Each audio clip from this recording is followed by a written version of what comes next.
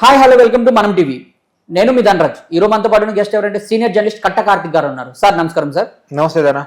మహిళలపై అనుచిత వ్యాఖ్యలు చేసిన సొంత కార్యకర్తని చంద్రబాబు నాయుడు గారు అయితే వదలడం అయితే జరగలేదు, పార్టీ నుంచి సస్పెండ్ చేయడం అయితే జరిగింది. అదేవిధంగా గత ప్రభుత్వం అయితే మహిళలపైన వివచ్చమైన అంటే నోటికి ఏదో ఎంత వస్తే అంత మంత్రులు కానివ్వండి, అలాగే ఎమ్మెల్యేలు కానివ్వండి, ఎంత వస్తే అంత మాట్లాడారు. అలాంటిది వాళ్ళు వదులుతారంటారా? ఎస్, నువ్వు అన్నటువంటి పాయింట్ ఏంటంటే సొంత పార్టీ కార్యకర్తనే మహిళల మీద అనుచితమైన వ్యాఖ్యలు చేస్తే చంద్రబాబు నాయుడు గారు వదలలేదు. వైఎస్ భారతి గారి మీద అనుచితంగా మాట్లాడారనే కారణం చేత షేప్రోల్ కిరణ్ అనేటువంటి ఏదైతే ఈ మధ్యకాలంలో కామన్ మ్యాన్ కిరణ్ గా ఫేమస్ అయినటువంటి వ్యక్తిని కేసు పెట్టడం, అరెస్ట్ చేయటం, జైల్లో పంపించడం ఒక 24 గంటలు జరిగిపోయింది.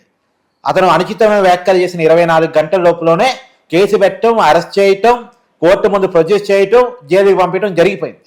కాబట్టి ఇంత సీరియస్ గా ప్రభుత్వం ఉంది, మమ్మల్ని వదిలిపెట్టిద్దా అనేటువంటి భయం మాజీ మంత్రులలో, మాజీ ఎమ్మెల్యేలలో, వైసీపీ నాయకుల్లో వస్తున్న మాట వాస్తవం. వచ్చే అవకాశం కూడా ఉంటుంది. ఎందుకంటే వైసీపీ ఏదో శాశ్వతంగా అధికారంలో ఉండటం కోసమే పుట్టిన పార్టీ అయినట్టు, జగన్మోహన్ రెడ్డి గారు ముఖ్యమంత్రిగా ఉండటం కోసమే ఆకాశం నుంచి ఊడిపడ్డట్టు జీవితాంతం వైసీపీని అధికారంలో ఉంటది అని అనుకుని ఇష్టం వచ్చినట్టు మహిళల మీద మాట్లాడారు. చంద్రబాబు నాయుడు గారి సతీమణిని అసెంబ్లీ సాక్షిగా ఇష్టం వచ్చినట్టు మాట్లాడారు. ఫస్ట్ టైం చంద్రబాబు నాయుడు గారు కంటతడి పెట్టుకున్నారు. ఇది గౌరవ సభలో నాకు అనిపిస్తుంది. గౌరవ సభలో మార్చి నేను మళ్ళీ అసెంబ్లీకి వస్తాన్నారు.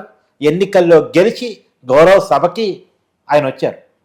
ఇప్పుడు గౌరవ సభలో ఉంది కాబట్టే, గౌరవ ప్రభుత్వం ఉంది కాబట్టే వైఎస్ భారతి గారి మీద కామెంట్ చేసిన 24 గంటల్లో యాక్షన్ శురు అయింది. ఇప్పుడు గతంలో జిప్పులిప్పి చూపించిన వ్యక్తి ఒక ఎంపీ, అమ్మ లెక్కలు తిట్టిన వ్యక్తి ఒక మంత్రి, ఇష్టం వచ్చినట్టు మాట్లాడే వ్యక్తి మహిళ ఉండి కూడా ఆర్కే రోజు ఒక మంత్రి. ఇప్పుడు మహిళల్ని ఇందాకే నేను చెప్పిన కామెంట్ ఏదైతే ఉందో, చంద్రబాబు గారి కంటతడికి కారణమైనటువంటి కామెంట్ ఏదైతే ఉందో, ఆ కామెంట్ చేసిన వ్యక్తి ఎమ్మెల్యేగా అప్పుడు ఉన్నాడు, వైసీపీలో చేరాడు. మొన్న ఎన్నికల్లో కూడా వైసీపీ తరఫున ఎన్నికల్లో పోటీ చేశాడు, ఓడిపోయాడు. ప్రజలు ఓడిచ్చారు. ఇతను ఓడిపోయాడు. గతంలో ఇందాక చెప్పినటువంటి బూతుల శాఖ మంత్రి అనుకున్నటువంటి కొడానాని ఓడిపోయాడు. ఆర్కే రోజా ఓడిపోయింది. అప్పుడు బూతులు మాట్లాడిన ప్రతి ఒక్కరు కూడా ఓడిపోవడం అయితే జరిగింది. పేరు నాని, తర్వాత అనిల్ కుమార్ యాదవ్, వీళ్ళంతా ఓడిపోయారు. ప్రజాస్వామ్యంలో ప్రజలు ఇవ్వగలిగిన అంతవరకే తీర్పు, ప్రజలు ఇవ్వగలిగిన పనిష్మెంట్ అంతవరకే వాళ్ళు ఇచ్చేశారు. ప్రజల బాధ్యత అయిపోయింది. ఇప్పుడు ప్రభుత్వం బాధ్యత మిగిలింది. ప్రభుత్వం ఏం చేయాలి? వీరని అందరిని అరెస్ట్ చేయాలి. అందరినీ అరెస్ట్ చేయాలి. ఎవరి వరకు అరెస్ట్ చేయాలి? జగన్మోహన్ రెడ్డి గారితో సహా. ఎందుకు జగన్మోహన్ రెడ్డి గారిని అరెస్ట్ చేయాలంటే, జగన్మోహన్ రెడ్డి గారు కూడా మహిళల మీద అనుచితమైన వ్యాఖ్యలు గతంలో చేశారు కాబట్టి, చేసిన కామెంట్స్ కూడా కావాలని నేను గుర్తు చేస్తా. పవన్ కళ్యాణ్ గారి భార్యల గురించి ఏదో కాళ్ళ మార్చినట్టు కాళ్ళు మారుస్తాడు అని చెప్పేసి మహిళల్ని కాళ్ళతో పోల్చాడు. ఈ దిస్ రైట్ కామెంట్. తర్వాత చెల్లి కట్టుకున్న చీర మీద కూడా కామెంట్ చేశాడు. షర్మిల గారు కట్టుకున్న చీర పసుపు రంగులో ఉంది చంద్రబాబు గారు కలిసినప్పుడు అని చెప్పేసి దాని మీద కూడా కామెంట్ చేశారు. దాని మీద షర్మిల గారు చాలా సీరియస్ గా రియాక్ట్ అయ్యారు. సరే, ఇది కూడా పక్కన పెట్టు. వర్రా రవీంద్రారెడ్డి అని వైసీపీ సోషల్ మీడియా యాక్టివిస్టు ఎవరైతే షర్మిల గారి మీద, విజయమ్మ గారి మీద అసభ్యకరమైన పోస్టులు పెట్టాడు. ఎవరి షర్మిల గారు, విజయమ్మ గారు? షర్మిల గారు జగన్మోహన్ రెడ్డి గారి చెల్లి, విజయమ్మ గారు జగన్మోహన్ రెడ్డి గారి తల్లి. ఇంకా చెప్పాలంటే వైఎస్ రాజశేఖర్ రెడ్డి గారు ఏదైతే వైఎస్ఆర్ సిపికి ప్రేరణ ఉందో, ఎవరు పేరు చెప్పుకొని రాజకీయ పార్టీ నడుపుతున్నారో ఆ రాజశేఖర్ రెడ్డి గారి కూతురు, రాజశేఖర్ రెడ్డి గారి భార్య. అంతేగా, షర్మిల గారి కూతురు, విజయమ్మ గారి భార్య. వాళ్ళని కూడా వదలకుండా బండపూలు తిడితే ఆ వర్ర రవీందర్ రెడ్డిని వైసీపీ అరెస్ట్ చేయలేదు, పైగా ఎంకరేజ్ చేసింది. ఇప్పుడు కూటమి ప్రభుత్వం అరెస్ట్ చేస్తే ఆ వర్ర రవీందర్ రెడ్డి ఎవరి పేరు చెప్పాడు? వైఎస్ అవినాష్ రెడ్డి గారి పిఎం నాకు మెసేజ్లు వచ్చాయి, నాకు అవే పెట్టేవని చెప్పాడు. అంటే అవినాష్ రెడ్డి వర్ర రవీందర్ రెడ్డితో షర్మిల గారిని లేదా విజయమ్మ గారిని తిట్టించాడు అనేది అతను చెప్పిన మాట, నేను చెప్తున్న మాట కాదు. మరి అతన్ని వర్ర రవీందర్ రెడ్డిని అరెస్ట్ చేసినప్పుడు వర్ర రవీందర్ రెడ్డి స్క్రిప్ట్ ఇచ్చినటువంటి అవినాష్ రెడ్డి పిఎం అరెస్ట్ చేయాలి కదా. అవినాష్ రెడ్డికి ఎంపీ టికెట్ ఇచ్చినటువంటి జగన్మోహన్ రెడ్డిని అరెస్ట్ చేయాలి. ఎవడైనా సరే రాజకీయంగా విభేదాలు ఉండొచ్చు కాక, సొంత కుటుంబంలో ఎన్ని తగారైనా ఉండొచ్చు కాక, సొంత చెల్లిని తల్లిని తిట్టిస్తారబ్బా? సొంత చెల్లిని తల్లిని తిట్టిస్తారా? ఎవరు తిట్టిస్తారు? ఎవడన్నా మానవత్వం ఉన్న వాళ్ళు, మనిషి అన్న వాళ్ళు అలా చేస్తారా? ఇప్పుడు జగన్మోహన్ రెడ్డి గారు అరెస్ట్ చేయాలా వద్దా? ఇంకొక పాయింట్ కూడా, సరే ఇది కూడా వదిలే. ఇప్పుడు మొన్న పోసానికి ఇష్టమల్లి వెరీ రీసెంట్గా అరెస్ట్ అయ్యాడు. ఉమ్, పోసానికి ఇష్టమల్లి చెప్పింది ఏంటంటే, నాకేముండదండి, నాకెవరితో వ్యక్తిగతంగా ఏముంటుంది, నాకు సాక్షి ఆఫీస్ నుంచి స్క్రిప్ట్ పంపిస్తారు, సజ్జల రామకృష్ణారెడ్డి గారు స్క్రిప్ట్ పంపిస్తారు, సజ్జల రామకృష్ణారెడ్డి గారు పంపించే స్క్రిప్టే కదా నేను చదవాల్సింది, చదివేది కూడా అని చెప్పేసి సజ్జల రామకృష్ణారెడ్డి గారు పేరు చెప్పారు. అవును. అదే కదా పోలీసు రిమాండ్ రిపోర్ట్లో మనం విన్నది. మరి సజ్జల రామకృష్ణారెడ్డి గారిని అరెస్ట్ చేయాలా వద్దా? ఈ సజ్జల రామకృష్ణారెడ్డి గారు పంపించిన స్క్రిప్ట్ ని పోసానికి ఇష్టమల్లి మాట్లాడితే, ఆ పోసానికి ఇష్టమల్లి మాట్లాడిన దాన్ని మళ్ళా ఇదే సజ్జల రామకృష్ణారెడ్డి కొడుకు YCP social media incharge Sajjala Bhargav viral చేస్తాడు. ఇది కూడా పోసానికి ఇష్టమల్లి చెప్పాడు. మరి ఆ సజ్జల రామకృష్ణారెడ్డిని సజ్జల భార్గవ్ని అరెస్ట్ చేయాలా వద్దా? ఈ సజ్జల రామకృష్ణారెడ్డికి పోస్ట్ ఇచ్చినటువంటి జగన్మోహన్ రెడ్డి గారిని, సజ్జల భార్గవ్ని సోషల్ మీడియా ఇన్ఛార్జిగా పెట్టిన జగన్మోహన్ రెడ్డి గారిని, ఆ పార్టీ అధినేత ఆయన కాబట్టి మళ్ళీ ఇక్కడ కూడా అరెస్ట్ చేయాలా లేదా?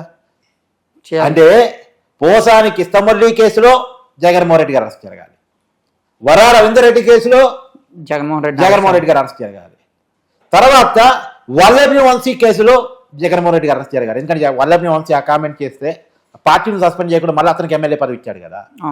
సో కాబట్టి జగన్మోహన్ రెడ్డి గారి నుంచి మొదలుపెట్టి ఆయన క్యాబినెట్ లో మంత్రులుగా పనిచేసినటువంటి ఆర్కే రోజా, అనిల్ కుమార్ యాదవ్, అంబటి రాంబాబు, పేర్ని నాని, ఎవరైతే ఇంకా కొడాలి నాని, తర్వాత ఎమ్మెల్యేలుగా పనిచేసిన ద్వారంపూడో లేదు సోకాల్డ్ ఈ వల్లభ్ని వంశీ అంటే అరెస్ట్ అయ్యాడు కాబట్టి అది వదిలేద్దాం. కానీ ఇదందరినీ కూడా అరెస్ట్ చేయాల్సినటువంటి అవసరం ఉందా లేదా? ఇప్పుడు ఈ డిమాండ్ పెరుగుతూ ఉంది. వీరు చంద్రబాబు నాయుడు గారు మంచి పనే చేశారు, సొంత పార్టీ కార్యకర్తను అరెస్ట్ చేశారు. సొంత పార్టీ కార్యకర్తను అరెస్ట్ చేశారు, బాగునే ఉంది. కానీ మీ కన్నీరు చూసి కన్నీరు పెట్టుకున్నా మేము అడుగుతుంది ఏంది, మీ కన్నీరికి కారణమైనటువంటి వాళ్ళని ఎప్పుడు అదుపులో తీసుకుంటున్నారు అని చెప్పేసి కొంతమంది కార్యకర్తలు సోషల్ మీడియాలో చంద్రబాబు నాయుడు గారు అభిమానులే, టీడీపీ అభిమానులు కావచ్చు, రాష్ట్ర ప్రజలు కావచ్చు, పోస్టులు పెడతా ఉన్నారు. వాళ్ళ ఆవేదనలో అర్థం కనపడతా ఉంది, నిజంగా కూడా ఇప్పుడు కామెంట్ చేసింది వైఎస్ భారతి గారిని వెంటనే స్పందించారు.